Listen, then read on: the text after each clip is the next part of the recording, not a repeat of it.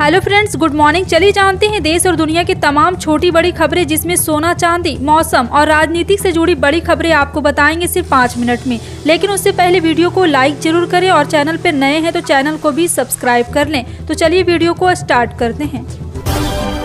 बता दें, तेलंगाना में आगामी विधानसभा चुनाव के लिए मतदान इसी महीने 30 नवंबर को होने वाला। तेलंगाना में बीजेपी और कांग्रेस अपनी अपनी सरकार बनाने के लिए खूब रोड शो करते हुए नजर आ रहे हैं। इसके साथ ही दोनों ही पार्टी के लोग आम जनता से बड़े बड़े दावे भी करते हुए दिख रहे हैं। जहां एक तरफ हैदराबाद तेलंगाना में भाजपा के राष्ट्रीय अध्यक्ष जेपी नड्डा रोड शो के दौरान लोगों से वोट करने की अपील करते दिखे, वहीं कांग्रेस महासचिव प्रियंका गांधी 25 नवंबर को चुनावी राज्य तेलंगाना में कांग्रेस के रोड शो के दौरान लोक कलाकारों के साथ डांस करती हुई नजर आई। प्रियंका ने राज्य के खम्म क्षेत्र में निकाले गए कांग्रेस रोड शो में भाग लिया। उत्तराखंड के उत्तरकाशी जिले में निर्माणाधीन सिलकियारा सुरंग में फंसे 41 श्रमिकों को निकालने के लिए युद्ध स्तर पर बचाव अभियान चल रहा। शनिवार को इस अभियान का 14वां दिन है और यहां पे आपको बता दें कि एक बार फिर से मजदूरों को निकालने का जोर शोर से तैयारी हो रहा है और निकालने का रास्ता सुनिश्चित नहीं हो पाया है। उत्तराखंड के मुख्यमंत्री पुष्कर सिंह धामी मौके पर जमे हुए और बचाव अभियान की निगरानी कर रहे। इस बीच प्रधानमंत्री मोदी बचाव अभियान पर रोज ही अपडेट ले रहे। शनिवार को ही पीएम मोदी ने मुख्यमंत्री को फोन कर अभियान के चल रहे आखिरी चरण में तैयारी और समस्याओं की विस्तृत जानकारी ली।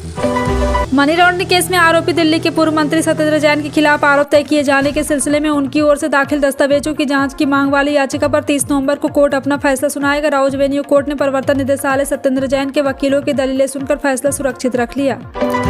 सौम्या विश्वनाथन मर्डर केस में सजा का ऐलान हो गया है। 4 आरोपियों की उम्र कैद की सजा मिली है। रवि कपूर, अमित शुक्ला, बलवीर मलिक और अजय कुमार मर्डर केस में दोषी करार दिए गए। कोर्ट ने चारों आरोपियों पर जुर्माना भी लगाया। सभी दोषियों को मकोका के तहत सजा सुनाई गई है। दिल्ली के साकेत कोर्ट ने शुक्रवार को मामले की सुनवाई पूरी कर फैसला सुरक्षित रख लिया था। उत्तराखंड के मुख्यमंत्री पुष्कर सिंह धामी ने शनिवार को सिलकियारा सुरंग में फंसे 41 मजदूरों को निकालने के लिए गत 14 दिनों में चलाए जा रहे रेस्क्यू ऑपरेशन को जायजा लिया। उन्होंने मीडिया कर्मियों को संबोधित करते बताया कि रेस्क्यू ऑपरेशन चुनौतीपूर्ण परिस्थिति के बीच चल रहा है।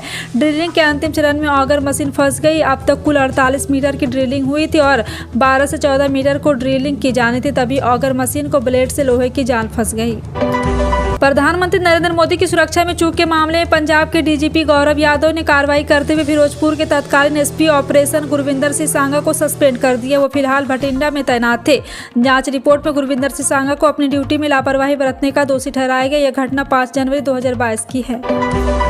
योगी आदित्यनाथ सरकार में शामिल होने की अटकलों के बीच सुहेलदेव भारतीय समाज पार्टी के प्रमुख ओम प्रकाश राजभर ने शुक्रवार को कहा कि मंत्री पद उनके लिए बहुत महत्वपूर्ण नहीं रखता। जब पत्रकारों ने उससे पूछा कि क्या वो मंत्री नहीं बनाए जाने के बावजूद राजग के साथ बने रहेंगे, तो इसके जवाब में राजभर ने कहा कि याद करिए, जब मैं समाजवादी पार्टी के साथ था तो मैंने कहा था कि भले ही अखिलेश हमारे लिए एक सीट भी ना छोड़े, हम सपा के साथ रहेंगे।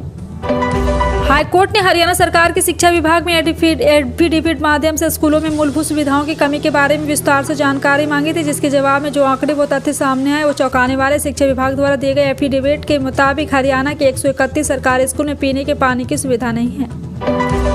मध्य प्रदेश विधानसभा चुनाव 2023 की वोटिंग 17 नवंबर को समाप्त हो गई। अब 3 दिसंबर को नतीजों का इंतजार किया जा रहा है। इस बीच कांग्रेस सरकार बनने पर कमलनाथ का मुख्यमंत्री बनना लगभग तय हो चुका है। इसके साथ ही उनके मंत्रिमंडल में कई चेहरों को शामिल होने की भी चर्चा है।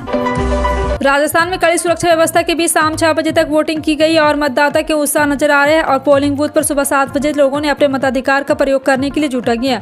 सत्तारूढ़ पार्टी कांग्रेस हो या मुख्य विपक्षी पार्टी भारतीय जनता पार्टी अपनी अपनी जीत के लिए जनता से उम्मीद लगाए बैठी। अब जनता किस पार्टी को अपना बहुमत देती है, ये तो 3 दिसंबर को ही पता चलेगा। हमास इजरायल के बीच चल रहा संघर्ष 50 दिनों का होने वाला है। इसी के साथ 4 दिनों का अल्प विराम संघर्ष विराम भी हुआ। बंधकों की अदला बदली भी हुई, लेकिन यह अल्प विराम कितना बढ़ेगा या बढ़ते बढ़ते युद्ध का खात्मा कब होगा, यह कहना मुश्किल है। इजरायल ने 4 दिनों के टूस की बात मान ली तो, लेकिन वह भी जनता के लिए अभी तक हमास का खात्मा नहीं हुआ। हमास को छोड़ना मतलब उसको फिर से जड़ें जमाने का मौका देना है।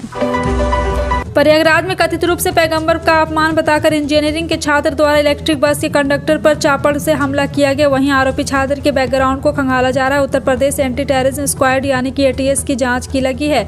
आरोपी छात्र के आतंकी संगठन से जुड़े होने की आशंका भी बताई जा रही है। यूपी एटीएस की जांच में शामिल छात्रा यहाँ पे एक बार फिर से आपको बता दें कि यूपी एटीएस टीम ने पहुंचकर परिवार वालों से पूछताछ की। आरोपी छात्र लारे भासमी के कमरे की तलाशी भी ली गई।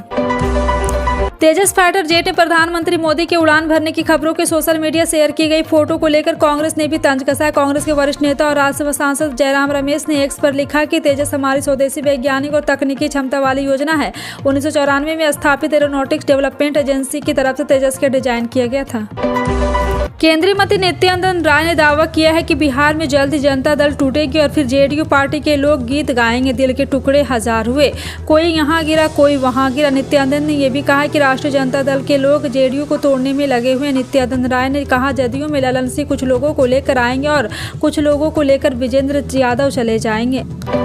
सूचना एवं जनसंपर्क मंत्री सी श्रीनिवासन वेणुगोपाल कृष्ण जाति जनगणना को लेकर बड़ी जानकारी दी। उन्होंने कहा कि आंध्र प्रदेश सरकार 9 दिसंबर को व्यापक जाति जनगणना शुरू करेगी। मंत्री ने कहा जाति जनगणना को पूरा करना वाईएससीआरपी सरकार का मुख्य लक्ष्य है। श्रीनिवास वेणुगोपाल ने कहा लोगों के जीवन स्तर में बदलाव के लिए जाति जनगणना करना जरूरी है। यूरोप में तकरीबन 4 लाख लोगों की जान वायु प्रदूषण ने ले ली है। इन सभी लोगों की मौत मुख्य तौर पर 3 तरह के वायु प्रदूषण जुड़े तत्वों की वजह से हुई। रिपोर्ट कहती है कि अगर प्रदूषण को कुछ भी कम किया जाता है तो कम से कम विश्व स्वास्थ्य संगठन की ओर से तय किए गए प्रदूषण के स्तर तक भी लाया गया है। यूरोपीय एनवायरनमेंट एजेंसी की रिपोर्ट की माने तो PM 2.5 की वजह से 2,53,000 लोगों को समय से पहले मौत हो गई है। जी हाँ, आपको बता दें कि दिल्ली में प्रदूषण जिस तरह से बढ़ रहा है वो समस्या बनती जा रही।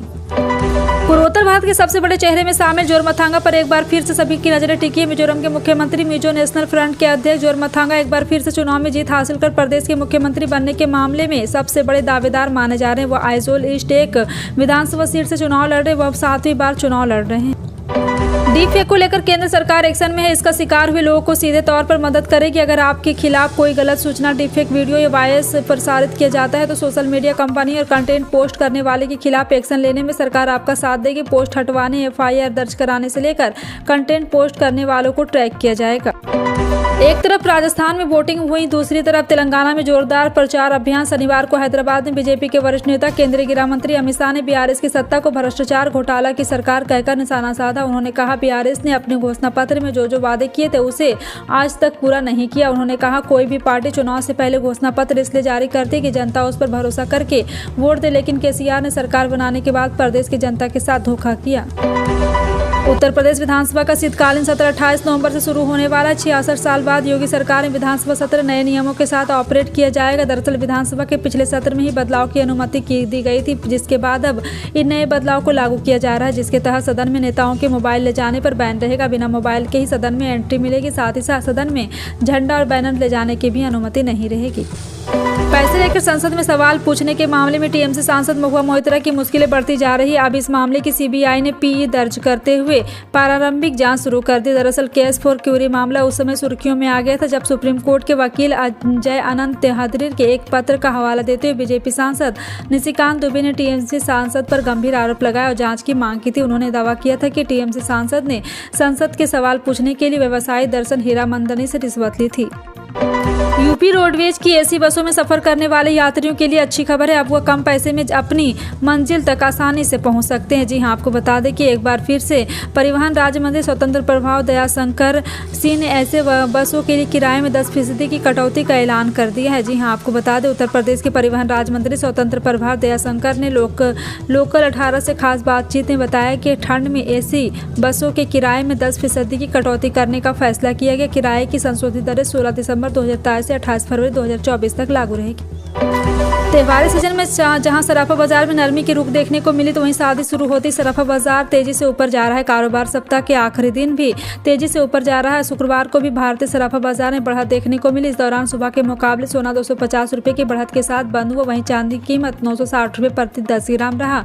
इसके बाद 22 कैरेट सोने का भाव 56,531 रुपये 10 ग्राम पहुँच गया।